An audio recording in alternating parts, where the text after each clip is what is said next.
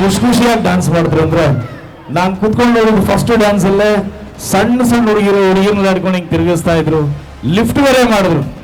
ಆ ರೀತಿ ನಾನು ಹುಡುಗಿರನ್ನ ಲಿಫ್ಟ್ ಮಾಡ್ಬೇಕಂದ್ರೆ 26 ವರ್ಷ ಕಾದಿದ್ದೀನಿ.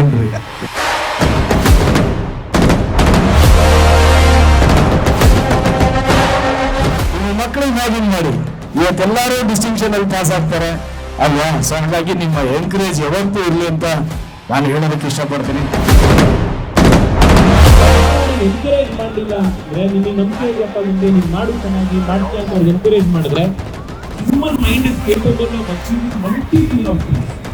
ಅದನ್ನ ನಾನು ನಿಮ್ಮಲ್ಲಿ ರಿಕ್ವೆಸ್ಟ್ ಮಾಡ್ತೇನೆ.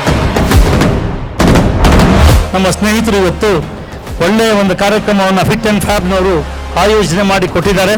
ಅವರಿಗೆ ನಿಮ್ಮೆಲ್ಲರ ಪರವಾಗಿ ಹೃದಯಪೂರ್ವಕವಾದಂಥ ಒಂದು ಅಭಿನಂದನೆಯನ್ನು ನಾನು ಸಲ್ಲಿಸ್ತೇನೆ.